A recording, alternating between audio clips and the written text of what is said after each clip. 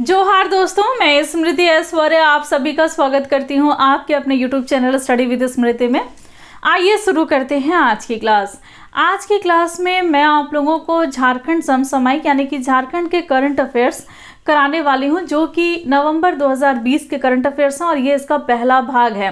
प्रयास मैं ये करूंगी कि अधिक से अधिक प्रश्नों को आज की क्लास में सॉल्व करने की, ताकि आपके प्रतियोगिता परीक्षा की तैयारियों में आपकी मदद हो जाए। चलिए शुरू करते हैं आज की क्लास को और लेते हैं आज का पहला प्रश्न।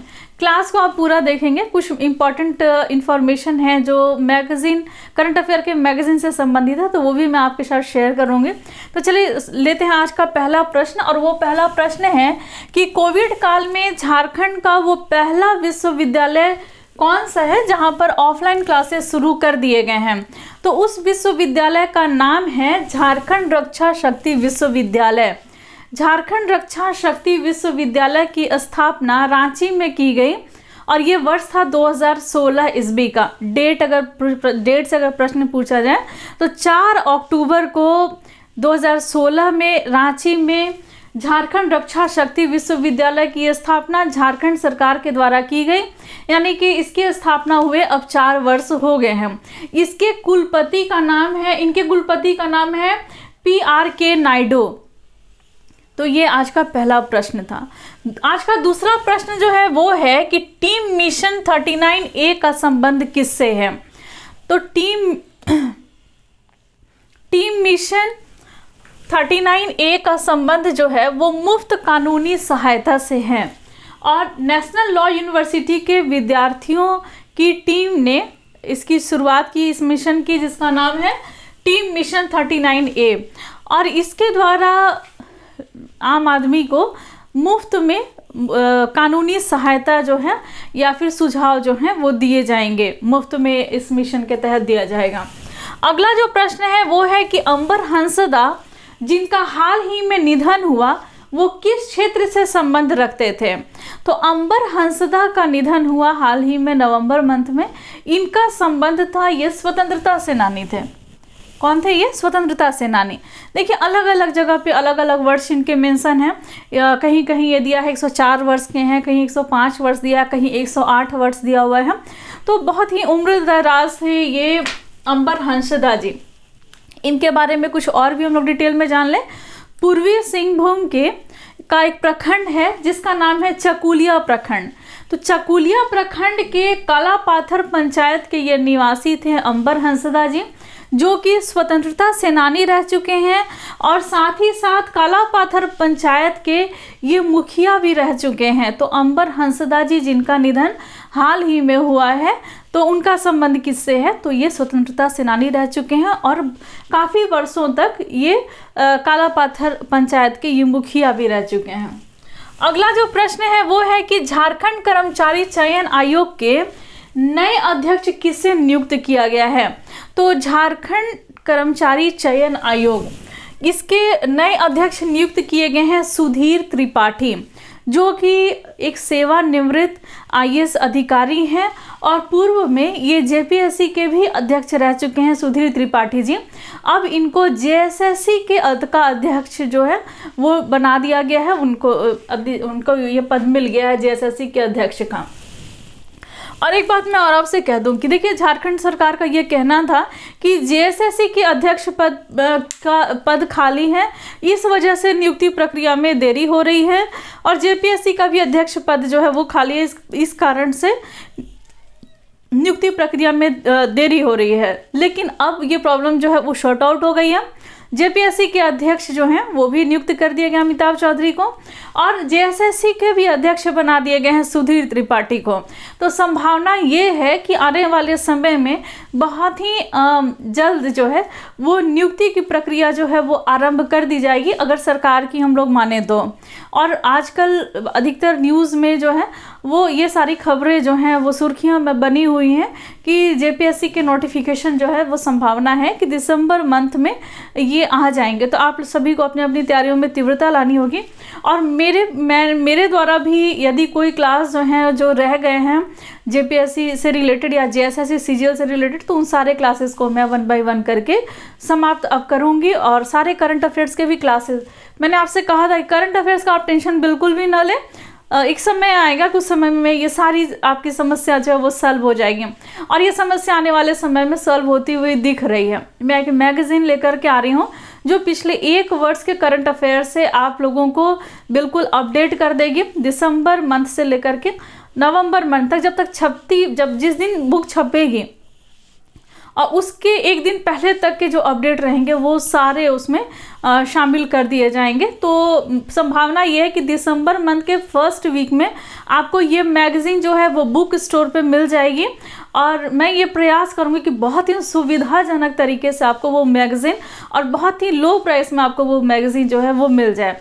और चलिए ये आगे हम लोग स्टडी विद स्मृति के नाम से ही ये मैगज़ीन जो है वो आने वाली है, और आप सभी का सहयोग ही रहा कि यहाँ तक का सफ़र मैंने तय किया, और देखती हूँ कि आगे का सफ़र जो है वो कैसा होता है। उम्मीद करती हूँ कि बहुत ही अच्छा होगा, और अगर ऐसा मेरा ये पहला प्रयास है, अगर ये प्रयास सक्सेसफुल होता है तो मैं ये भी प्रयास करूँगी कि प्रत्येक माह या हर एक 2-3 महीने के अंतर पर इस मैगज़ीन को लेकर के आऊँ, ताकि झारखंड के करंट अफेयर्स की समस्या जो आप लोगों की बिल्कुल सॉल्व हो जाए। तो चलिए लेते हैं अगला प्रश्न। अगला प्रश्न है कि इफ़को का पहला फूड प्रोसेसिंग प्लांट झारखंड के किस जिले में लगेगा? तो देखिए, झारखंड का एक उत्तर पूर्वी जिला है जिसका नाम है गोड्डा। तो गोड्डा में ये फूड प्रोसेसिंग प्लांट लगेगा। किसका? तो ये इफ़को का झारखंड में पहला ये फूड प्रोसेसिंग प्लांट होगा, और वो कहाँ लगेगा? तो वो लगेगा गोड्डा में। थोड़ा सा हम लोग इफ़को के बारे में जान लें। इफ़को का जो फुल नेम होता है वो होता है इंडियन फार्म्स फर्टिलाइज़र कॉरपोरेटिव। तो इसका ये फुल नेम हुआ, क्या हुआ? Indian farms fertiliser corporative. और ये विश्व का सबसे बड़ा उर्वरक सहकारिता संगठन है, और इसकी स्थापना हुई 3 नवंबर 1967 ईस्वी को दिल्ली में। तो ये इफ़को है, और इफ़को का पहला फूड प्रोसेसिंग प्लांट जो है वो लगाया जाएगा कहाँ पर? गोड्डा में। और ये जो गोड्डा है ये झारखंड का उत्तर पूर्वी जिला है, जो कि संथाल परगना के अंतर्गत आता है। अब अगला जो प्रश्न है वो है कि सजल चक्रवर्ती, इनका संबंध किस क्षेत्र से है? तो सजल चक्रवर्ती जो हैं ये IAS अधिकारी रह चुके हैं, और ये झारखंड में 3 बार ये मुख्य सचिव के पद पर रहे हैं, और हाल ही में इनका भी निधन हो गया है, इसीलिए ये इस बार काफ़ी चर्चा में रहे। और नवंबर मंथ में ही इनका सजल चक्रवर्ती का निधन हो गया, और ये 64 वर्षीय थे, और 4 बार, माफ़ कीजिएगा 3 बार ये झारखंड के मुख्य सचिव रह चुके हैं, और ये एक IAS अधिकारी हैं सजल चक्रवर्ती। अगला जो प्रश्न है वो है कि भारतीय रेलवे ने झारखंड के किस रनिंग रूम को, कहाँ के, मतलब झारखंड के किस रनिंग रूम को सर्वश्रेष्ठ रनिंग रूम के रूप में चुना गया है? तो भारतीय रेलवे ने झारखंड के हटिया, जो कि रांची में हटिया के रनिंग रूम को सर्वश्रेष्ठ रनिंग रूम के रूप में चुना है, और ये भी नवंबर मंथ का ही मोस्ट इम्पॉर्टेंट करंट अफेयर्स है, यहाँ से भी प्रश्न पूछा जा सकता है। अगला प्रश्न है कि माननीय मुख्यमंत्री हेमंत सोरेन ने APL और BPL हाउस होल्ड को कितना पानी प्रति माह मुफ्त देने की घोषणा की है? तो जो हमारे राज्य के मुख्यमंत्री हैं हेमंत सोरेन जी, उन्होंने APL और BPL हाउस होल्ड फैमिली को 5 किलो लीटर पानी जो है वो प्रति माह मुफ्त देने की घोषणा की है। यानी कि हर माह उन लोगों को जो APL फैमिली से और BPL फैमिली से हैं, उन लोगों को प्रति माह 5 किलो लीटर पानी जो है वो मुफ्त मिलेगा। अगर इससे अधिक की आवश्यकता होगी तो इसके लिए उन लोगों को पैसे खर्च करने पड़ेंगे। थोड़ा सा और हम लोग डिटेल में जान लें। नगर पालिका का जल कार्य, जल अधिकार और जल संयोजन नियमावली 2020 के गठन को मंजूरी दे दी गई है, और उसी के तहत ये घोषणा की गई है कि 5 किलो लीटर पानी जो है मुफ्त में प्रति माह APL और BPL हाउस होल्ड फैमिली को दिया जाएगा। अगला जो प्रश्न है वो है कि द्वितीय राष्ट्रीय जनजातीय साहित्य उत्सव जो कि 2020 का है, इसका आयोजन कहाँ हुआ? तो दूसरा राष्ट्रीय जनजातीय साहित्य उत्सव 2020 का आयोजन हुआ डॉक्टर रामदयाल मुंडा जनजातीय शोध संस्थान में। कहाँ पर? तो डॉक्टर रामदयाल मुंडा जनजातीय शोध संस्थान में इसका आयोजन किया गया, द्वितीय राष्ट्रीय जनजातीय साहित्य उत्सव 2020 का। और यहाँ पर 2 पुस्तक जो हैं वो जो कि कविता संग्रह है उसका विमोचन किया गया। वो पुस्तक है lessons from forest and mountain, दूसरा है सेडा दुरंग। तो ये 2 काव्य संग्रह है, इसका विमोचन जो है इस अवसर पे किया गया, दूसरा राष्ट्रीय जनजातीय साहित्य उत्सव 2020 में। और कहाँ पर इसका आयोजन किया गया था? तो डॉक्टर रामदयाल मुंडा जनजातीय शोध संस्थान में। अगला प्रश्न है कि झारखंड राज्य में कहाँ वर्ल्ड ट्रेड सेंटर बनेगा? बहुत ही महत्वपूर्ण ये प्रश्न बनेगा यहाँ से कि झारखंड राज्य में कहाँ पर वर्ल्ड ट्रेड सेंटर बनेगा। तो ये बनेगा रांची में। रांची जो जबकि झारखंड की राजधानी है और इसको झारखंड के शिमला के नाम से भी जाना जाता है और जलप्रपातों की भी नगरी है ये। यहाँ के HEC का जो परिसर है वहाँ पर 4 एकड़ भूमि जो है उसको वहाँ पर ये वर्ल्ड ट्रेड सेंटर जो है वो बनेगा। और अंतर्राष्ट्रीय कारोबार सुविधा मतलब अंतर्राष्ट्रीय कारोबार में काफ़ी सुविधा होगी इससे, क्योंकि रांची में वर्ल्ड ट्रेड सेंटर बन जाएगा। फिर नेक्स्ट जो है वो है झारखंड यांत्रिकरण स्कीम किस विभाग से संबंधित है? तो झारखंड यांत्रिकरण स्कीम जो है वो कृषि विभाग से संबंधित है। किस विभाग से? तो कृषि विभाग से संबंधित है। इसके तहत क्या क्या है? तो किसानों को इसका लाभ मिलेगा। झारखंड यांत्रिकरण स्कीम के द्वारा किसको लाभ मिलेगा? किसानों को। ये स्कीम पहले से थी, लेकिन पहले महिलाओं को इसका लाभ मिलता था, लेकिन अब किसानों को, सभी के लिए, जितने भी किसान हैं सभी को व्यक्तिगत लाभ इससे मिलेगा, व्यक्तिगत तौर पे किसानों को लाभ मिलेगा। और इसके अंतर्गत 25 करोड़ रुपए के पंप सेट वितरण का योजना रखा गया है। मतलब ये योजना है 25 करोड़ रुपए के पंप सेट वितरण का। इसके अंतर्गत 80% अनुदान पर, 80% सब्सिडी पर यानी अनुदान पर कृषि उपकरण जो हैं वो किसानों को वितरित किए जाएंगे। और इसके अंतर्गत छोटे ट्रैक्टर को भी शामिल किया गया है। अगला जो प्रश्न है वो है कि गोडुलपाड़ा कोयला खाद्यान्न किस जिले में स्थित है? तो ये बहुत इंपॉर्टेंट है, ज्योग्राफी से भी ये क्वेश्चन है। तो गोडुलपाड़ा जो कोयला खाद्यान्न है ये सुर्खियों में है, तो यहाँ से क्वेश्चन बन सकता है कि गोडुलपाड़ा कोयला खाद्यान्न जो है वो किस जिले में स्थित है? तो ये हजारीबाग में स्थित है। क्यों ये सुर्खियों में है, क्यों ये बहुत ज़्यादा चर्चा में है ये? क्योंकि यहाँ पर कोल ब्लॉक के कमर्शियल माइनिंग नीलामी में इस क्षेत्र को, जो कि गोडुलपाड़ा कोयला खाद्यान्न जो हजारीबाग में है, इस क्षेत्र को अडानी इंटरप्राइजेज ने इसको खरीद लिया है। अडानी इंटरप्राइजेज ने खरीद लिया है। और किसके नीलामी में? तो कोल ब्लॉक के कमर्शियल माइनिंग नीलामी में इसको अडानी इंटरप्राइजेज ने खरीद लिया है। और इसके द्वारा झारखंड सरकार को राजस्व की प्राप्ति होगी। और ये राजस्व कितना होगा? तो 520.92 करोड़ अतिरिक्त राजस्व जो है वो झारखंड सरकार को मिलेंगे। तो काफ़ी लाभ का ये सौदा है। गोडुलपाड़ा कोयला खाद्यान्न जो है वो जो कि हजारीबाग में स्थित है, तो ये सुर्खियों में रहा। नेक्स्ट है सरना धर्म कोड किससे संबंधित है? मेरे पास बहुत सारे ऐसे मैसेज आ रहे हैं कि सरना धर्म कोड से संबंधित एक क्लास लूँ, तो इसकी तैयारी मैं कर रही हूँ और बहुत ही जल्द आप लोगों को इसके भी क्लास मिल जाएंगे सरना धर्म कोड से संबंधित। क्योंकि देखिए अब ये इतना ज़्यादा ये चर्चा में है कि यहाँ से प्री में भी क्वेश्चन पूछे जा सकते हैं।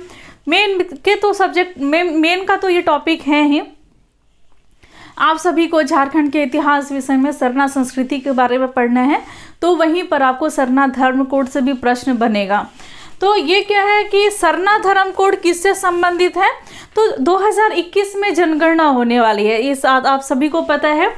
तो 2021 के जनगणना के एक नया कॉलम जोड़ने से संबंधित ये सरना धर्म कोड का जो मामला है, जो कि आजकल काफ़ी सुर्खियों में है। और 11 नवंबर को विशेष सत्र जो झारखंड में बुलाया गया था, झारखंड के विशेष सत्र में इसको पास कर दिया गया है और इसको केंद्र की सरकार की तरफ भेज दिया गया है। और भी हम लोग सरना धर्म कोड के बारे में और भी हम लोग काफ़ी कुछ डिटेल में जानेंगे अगले क्लास में। अगला जो प्रश्न है वो है कि बसंत सोरेन और अनूप सिंह किस विधानसभा क्षेत्र से विधायक चुने गए? तो बसंत सोरेन और अनूप सिंह जो हैं वो दुमका और बेरमो विधानसभा से विधायक चुने गए हैं। अभी उपचुनाव हुआ हाल ही में, जो कि जहाँ तक मुझे याद है कि ये 3 नवंबर को ये उपचुनाव था। तो जब उसके रिज़ल्ट आए तो इसके रिज़ल्ट मुझे जहाँ तक याद है 10 तारीख को आए थे, 10 नवंबर को। तो इसमें बसंत सोरेन जो हैं वो दुमका विधानसभा से वो जीते हैं और जो अनूप सिंह हैं ये बेरमो विधानसभा से विजयी हुए हैं और ये अलग अलग पार्टी से हैं। देखिए जो बसंत सोरेन है ये झारखंड मुक्ति मोर्चा से संबंध रखते हैं, झारखंड मुक्ति मोर्चा से विधायक हैं। और अनूप सिंह जो है वो कांग्रेस के विधायक हैं। और जो बसंत सोरेन जी हैं उन्होंने किसको हराया है? तो लुइस मरांडी को 6552 वोटों से हराया है। बसंत सोरेन ने लुइस मरांडी को हराया है और अनूप सिंह ने बीजेपी के जो योगेश्वर महतो हैं उनको इन्होंने हराया है। अनूप सिंह ने बेरमो के सीट पर और कितने वोटों से? तो 14,255 वोटों से योगेश्वर महतो जो हैं वो हार गए हैं अनूप सिंह से। तो ये थोड़ा इसका डिटेल था जो दुमका और बेरमो का जो उपचुनाव हुआ था उससे और ये नवंबर मंथ का ही ये महत्वपूर्ण घटना है। अब देखिए क्या है, कौशल विकास अब किस विभाग के अधीन कार्य करेगा? तो जो कौशल विकास है अब वो श्रम नियोजन और प्रशिक्षण विभाग के अंतर्गत ये कार्य करेगा। झारखंड कैबिनेट ने इसका फैसला लिया है कि अब कौशल विकास जो है वो श्रम नियोजन एवं प्रशिक्षण विभाग के अंतर्गत काम करेगा। 7वां जनजातीय सम्मेलन संवाद किसके द्वारा आयोजित किया गया? तो 7वां जनजातीय सम्मेलन संवाद जो है वो टाटा स्टील फाउंडेशन के द्वारा आयोजित किया गया। 15 से 19 नवंबर के बीच में इसका आयोजन किया गया है और इसका जो विषय है वो है coming together for social change. Coming together for social change इसका विषय रहा। अगला जो प्रश्न है वो है कि सोमेन डे का 12 नवंबर 2020 को निधन हो गया। सोमेन डे नाम याद रखिएगा, सोमेन डे। निधन से अगर नहीं प्रश्न पूछा जाता है तो इसका जो प्रश्न है वो बन जाएगा कहाँ पर? तो किस खेल से संबंधित है सोमेन डे? तो सोमेन डे का 12 नवंबर को निधन हो गया, वो किस खेल से संबंधित है? तो वो थे पावर लिफ्टर थे और ये 34 वर्षीय की उम्र में ही इनकी मृत्यु हो गई और ये धनबाद जिले से संबंध रखते थे, धनबाद से थे। क्या नाम है इनका? सोमेन डे। अगला जो प्रश्न है वो है 15 नवंबर को किस अभियान की शुरुआत की गई? तो 15 नवंबर को झारखंड का स्थापना दिवस है और उस दिन रांची के उपायुक्त जिनका नाम है छवि रंजन, रांची के उपायुक्त जिनका नाम है छवि रंजन, उन्होंने 2 योजनाओं की शुरुआत की, अभियान की शुरुआत की। और ये कौन कौन सा अभियान है? तो पहला अभियान जो है वो है टीवी हारेगा देश जीतेगा और जो दूसरा अभियान है वो है नवजात शिशु सप्ताह। तो जो टीवी हारेगा और देश जीतेगा जो अभियान है उसका जो समय है वो है 15 नवंबर से 14 जनवरी 2021 तक के बीच में, यानी कि 1 माह तक ये अभियान चलेगा। कौन सा? तो टीवी हारेगा देश जीतेगा। लेकिन नवजात शिशु सप्ताह ये साप्ताहिक अभियान है, तो यानी कि 1 सप्ताह तक ही वो चलने वाला है। तो 15 नवंबर से 21 नवंबर तक, जो कि बीत गया है, तो 21 नवंबर तक ये चलने वाला अभियान था नवजात शिशु सप्ताह। और इसकी शुरुआत किसने की? तो रांची के उपायुक्त छवि रंजन ने की। तो ये मोस्ट इम्पॉर्टेंट करंट अफेयर्स का पहला भाग था नवंबर मंथ 2020 का। जल्द ही दूसरे भाग को मैं लेकर के आऊँगी और जैसा कि मैंने आपको बताया है कि ये सारे कंटेंट आपको और भी इससे भी ज़्यादा आपको कंटेंट जो है व्याख्या के साथ क्वेश्चन आंसर के फॉर्मेट में आप लोगों को जल्द ही मार्केट में इसके मैगजीन जो हैं वो अवेलेबल हो जाएंगे। और इसी तरीके से पूरे 1 वर्ष का करंट अफेयर्स और केवल झारखंड से संबंधित वो सारे करंट अफेयर्स उसमें दिए रहेंगे। मैं कोशिश कर रही हूँ कि चित्र के साथ व्याख्या करने की, चित्र भी साथ में दूँ और साथ ही साथ सारे इम्पॉर्टेंट फैक्ट जो है लेकर के आऊँ, जो कि आपके प्रतियोगिता परीक्षा में प्रश्नों का हिस्सा बन सकते हैं। तो आज की क्लास में बस इतना ही, मिलते हैं नेक्स्ट क्लास में। यदि आप टेलीग्राम ग्रुप से नहीं जुड़े हैं तो डिस्क्रिप्शन बॉक्स में मैं टेलीग्राम ग्रुप में उसका लिंक दे दूंगी, आप उससे जुड़ जाइए। जेपीएससी मेंस के लिए भी है, जेपीएससी प्री के लिए भी वो ग्रुप है, जैसे सीजीएल के लिए भी ग्रुप है, या फिर कोई भी इम्पोर्टेंट इन्फॉर्मेशन होता है, जो बहुत सारे ऐसे कार्य जो मैं करती हूँ, जैसे कोर्स से रिलेटेड हो गया, नोट्स से रिलेटेड हो गया, मैगजीन से रिलेटेड हो गया, क्लास से रिलेटेड हो गया, मेन आंसर राइटिंग से रिलेटेड हो गया, बहुत सारे ऐसे कार्य हैं। टेस्ट से रिलेटेड मैं ये भी कोशिश कर रही हूँ कि आप लोगों के टेस्ट के नए बैच स्टार्ट करो, जिसमें जेपीएससी के फॉर्मेट पर वो सारे टेस्ट लूँ, यानी कि फर्स्ट पेपर सेकंड पेपर दोनों के टेस्ट लूँ। तो इसकी भी तैयारी चल रही है। तो आज बस इतना ही, मिलते हैं नेक्स्ट क्लास में, लेते हैं आपसे विदा। धन्यवाद।